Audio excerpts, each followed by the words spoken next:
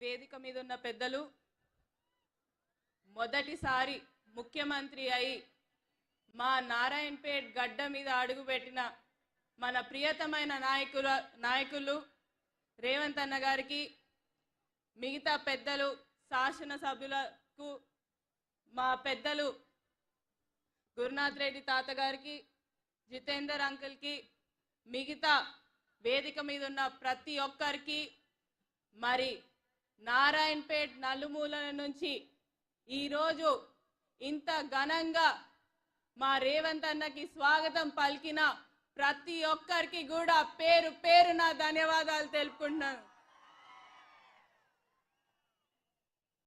ఆ రోజు ఇదే మైదానం, ఇదే వేదిక నుంచి రేవంత్ అన్నని కోరింది ఒకటే, మాకు మా రైతులకి న్యాయం కావాలన్నా నారాయణపేట్ కొడంగల్ ఎత్తిపోత పథకం అనేది అమల్లోకి రావాలి అన్నా అని చెప్పడం జరిగింది. 3 నెలలు తిరిగే లోపు ఈరోజు ఆ కళ కీర్తిశేషులు మా తాతగారు చిట్టెం నర్సిరెడ్డి గారి కళ ఈరోజు మన్వరాలైన నేను చిట్టెం పర్ణికారెడ్డిని ద్వారా మీ అందరికీ కూడా నారాయణపేట్ కొడంగల్ ఎత్తిపోత పథకాన్ని అమల్లోకి తెచ్చినందుకు మన ముఖ్యమంత్రి గారికి, మన ప్రియతమ నాయకులు రేవంత్ అన్న గారికి మళ్ళొకసారి చేతులు జోడించి మరి ధన్యవాదాలు తెలుపుకుంటున్నాం.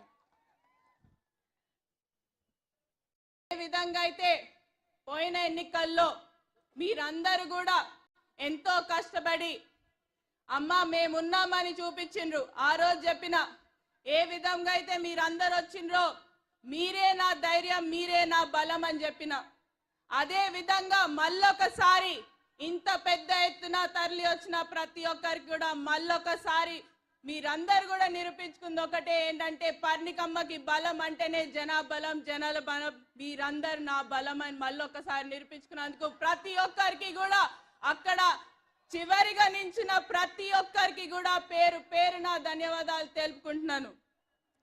అన్న మీరేదైతే ఇన్ని సంవత్సరాల కళని నెరవేర్చడం జరిగింది, కానీ మా నారాయణపేట్ ఇప్పటికీ కూడా ఇంకా అలాగనే ఉందన్న.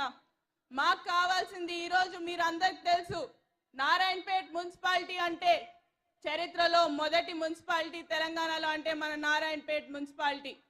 అదే మున్సిపాలిటీకి ఆ రోజు కూడా చెప్పడం జరిగింది, ఈ రోజు కూడా మళ్ళొకసారి అన్న అడగడం జరుగుతుంది, ఏంటంటే మాకు ఒక అండర్ గ్రౌండ్ డ్రైనేజ్ కావాలన్న మున్సిపాలిటీకి.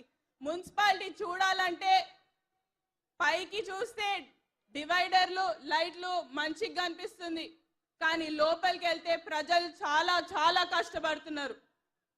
దాంతో పాటు మిగతాయి కూడా పోయిన ఈ 4 నెలల్లో కూడా ఏదైతే వికారాబాద్ కృష్ణా రైల్వే లైన్ కూడా మంజూరు కావడంతో మాకు చాలా ఆనందంగా ఉంది. మళ్ళొకసారి దానికోసం కూడా కృతజ్ఞతలు తెలుపుకుంటున్నాను.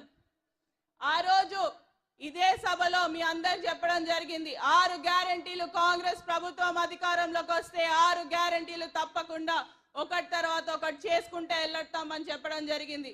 అదే విధంగా ఈరోజు మా మహిళా సోదరుమణులు అందరూ కూడా ఆర్టీసీ బస్సులో ఈరోజు ఉచితంగా వెళ్తున్నారు. దాంతో పాటు రాజీవ్ ఆరోగ్యశ్రీ అనేది కూడా 10 లక్షలు అవి కూడా అమల్లోకి వచ్చింది. మన మహబూబ్ నగర్ జిల్లాకి కేవలమే ఏవైతే 2 పథకాలు ఆల్రెడీ అమల్లోకి వచ్చి 9 జిల్లాల్లో ఉమ్మడి జిల్లాలలో నడుస్తుందో, అదే 500 గ్యాస్ సిలిండర్ కానివ్వండి, మరి 200 యూనిట్ల కరెంట్ కానివ్వండి, అది కూడా త్వరలో కోడ్ అయిపోయిన వెంటనే మన దగ్గర కూడా మళ్ళీ అమల్లోకి వస్తుంది. ఇక్కడ ఉన్న చాలా మందికి అవే ప్రశ్నలు ఉండున్నాయి. దాంతో పాటు మన కాన్స్టిట్యున్సీకి 3500 ఇంద్రమ్మ ఇల్లులు అనేటివి కూడా ఈ రానున్న సంవత్సరంలో రాబోతున్నాయి. ఇవన్నీ కాకుండా ప్రతి ఒక్కటి ఆ రోజు మహిళల కోసం మాట్లాడి మహిళల సంఘాల కోసం మాట్లాడడం జరిగింది. ఆ రోజు మహిళా సంఘాలకి వడ్డీ లేని రుణాలు అని చెప్పి, ఈ రోజు అదే మహిళా సంఘాలకు కూడా మన నారాయణపేట్ జిల్లాలోనే 5000 పైగా మహిళా సంఘాలు ఉన్నాయి. ఒక మహిళగా చాలా సంతోషంగా చెప్తున్నాను ఏంటంటే వాళ్ళకి రుణాలు అనేటివి కూడా ఇప్పటి వరకు 4 కోట్ల పైన రుణాలు అనేటివి ఆ మహిళా సంఘాలకి అందజేయడం జరిగింది ఈ 4 నెలల్లో. ఇదే విధంగా మాకు మళ్ళొకసారి ఈ రానున్న లోక్సభ ఎన్నికల్లో కూడా మీరు మళ్ళొకసారి మీరందరూ మద్దతు పలుకుతే తప్పకుండా ఏదైతే నారాయణపేట్ కానివ్వండి ఈ చుట్టుపక్కల ఉన్న గ్రామాలన్నిటికీ కూడా మళ్ళొకసారి తిరిగి ప్రతి ఒక్కరికి కూడా చెప్పేది ఒక్కటే ఏంటంటే, ఏ విధంగా అయితే నాకు ఈ పోయిన ఎలక్షన్ లో మీరందరూ ఆశీర్వదించిండ్రో అదే విధంగా రానున్న ఎన్నికల్లో మా వంశాన్ని కూడా అదే విధంగా ఆశీర్వదిస్తారని కోరుకుంటూ, దాంతో పాటు నాకు వచ్చిన మెజారిటీ కన్నా డబుల్ మెజారిటీ అనేది కూడా తెచ్చి మన రేవంత్ అన్నకి నిరూపించుకుందాం నారాయణపేట్ సత్తా ఏంటో. మరి సపోర్ట్ చేస్తలేరు, మరి రేవంత్ అన్న ఏమనుకుంటాడు? ఉట్టినే మాట్లాడుతుంది అమ్మాయి, ఏం చేస్తుందో అనుకుంటాడు. మరి అవునా కదా? మరి ఒక్కసారి గట్టిగా రేవంత్ అన్నకి చెప్దామా? మరి ఓటేస్తే ఎవరికి గుర్తుకి, ఏ గుర్తుకు ఓటేస్తాం? ఏ గుర్తుకి? జై కాంగ్రెస్. సాయంత్రం అయినట్టుంది, అందరు ఎప్పుడు ఇంటికి పోదామా అని చూస్తున్నట్టున్నారు. ఒక్కసారి గట్టిగా జై కాంగ్రెస్, జై కాంగ్రెస్ అన్న. ఇంకొక రిక్వెస్ట్ ఏంటంటే, మా కోయిల్కొండ మండలం ఒకటి మీరు చూస్తున్నట్టు ఎండలు బాగా ఎక్కువైనాయి. ఎక్కడ బోర్లు వేస్తున్నా కూడా బోర్లు పడని స్థితిలో ఉన్నాం మేము.